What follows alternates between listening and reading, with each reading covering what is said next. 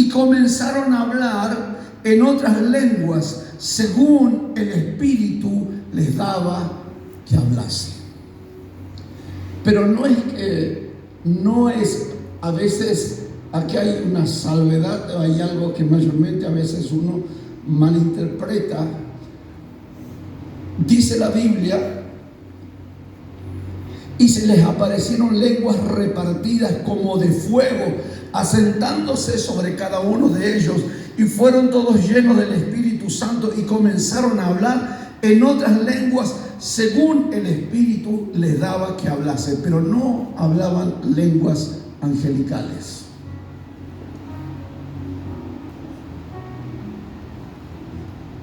¿Sí? Si nosotros seguimos leyendo,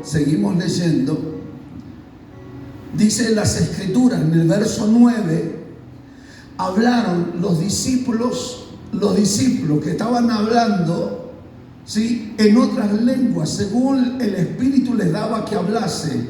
Y en ese conjunto de personas, de gente que estaba ahí reunidos, que vinieron, que se acercaron, había pardos, medos, elomitas, y los que habitamos en Mesopotamia, en Judea, en Capadocia, en el Ponto, en Asia, en Frigia, en Panfilia, en Egipto, en las regiones de África, más allá de Cirene, y romanos aquí residentes, tanto judíos como prosélitos.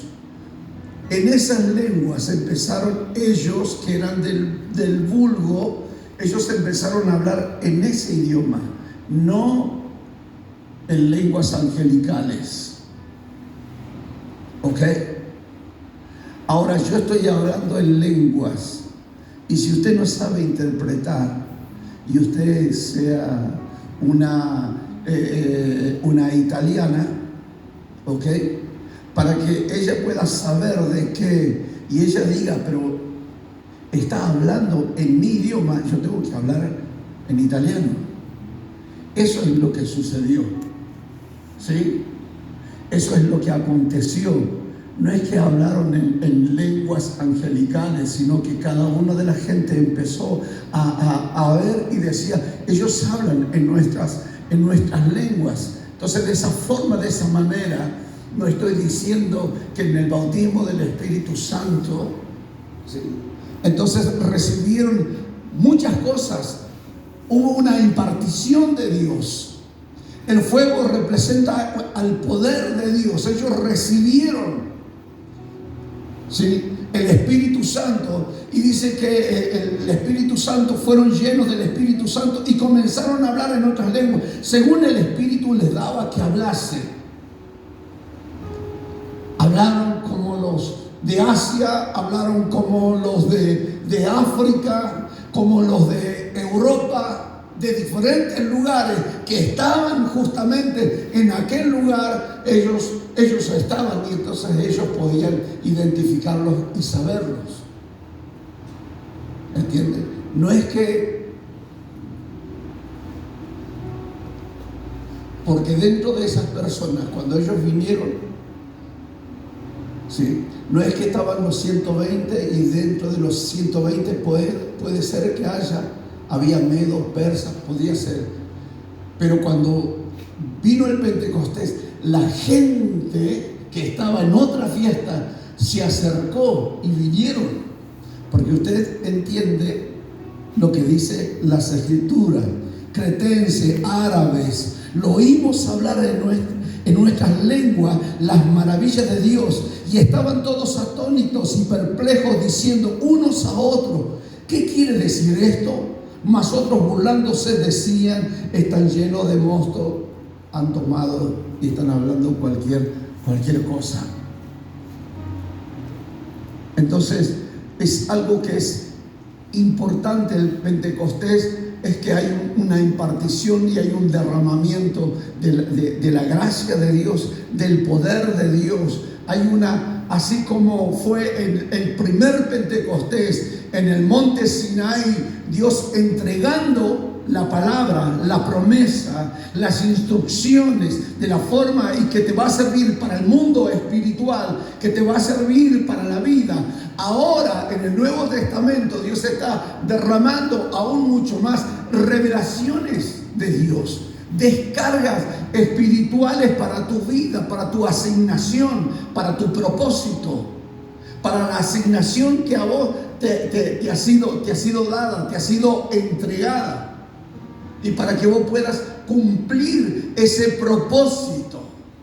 Dios nunca te va a pedir algo que tú no lo puedas hacer. Dios nunca te va a pedir algo que Él primeramente no te lo haya dado. Te va a pedir, si es que Dios te ha entregado algo, entonces te va a pedir a vos esas manifestaciones de lo que Él te ha entregado y te ha confiado en tu vida y en tu corazón. Eso es lo que produce. Por eso es tan importante que ellos, dice que desde ahí se armó un revuelo y fueron dispersos por todos lados y salieron de Jerusalén, y en cada lugar a donde iban Dios los acompañaba con señales y con poder y con maravillas. Y a través de ellos se veían maravillas, sanidades, milagros y prodigios. No para quedarse nada más, sino que hay una misión, que hay una asignación. Entonces vienes a este lugar, te llenas, te nutres, te fortaleces, te animas, te das Dios para que puedas volcar, para que podamos volcar sobre nuestra familia, sobre cada uno de nosotros. Se vuelca. Por eso Ruth sigue a Noemí. ¿Qué es lo que le podía dar Noemí? Noemí, nada. Ella dice: estoy amargada, y me cambié el nombre, no me digas placentera, porque estoy amargada, perdí todo. Aunque si tuviese hijo te quedarías. No. Ella se quedó ¿por qué? Por la presencia de Dios, por la promesa de Dios, y siguió. Y obedeció las instrucciones de Noemí. Y de ser pobre, de pasar una situación, de poder ser pobre, de vivir en la miseria, recogiendo para poder comer, alimentarse, como que las puertas se cerraron. De la noche a la mañana, por guardar la palabra, por creer a las promesas de Dios, por aferrarse a las promesas de Dios, pasa a ser una mujer, por decirla, dueña de aquel lugar a donde ella cosechaba y juntaba. Ni siquiera trabajaba, sino que juntaba. Pasó a ser la dueña de todas esas cosas. ¿Por qué? Porque se aferró a las promesas de Dios. Se aferró a la palabra de Dios. Por eso es tan interesante y tan importante es poder conocer las promesas de Dios. Conocer las Escrituras y conocer la palabra de Dios es importante. Muchos de nosotros debemos de cambiar nuestra forma, nuestra manera de poder y poder ser ese recipiente. A veces uno le pregunta: ¿cuántos creen que son pecadores?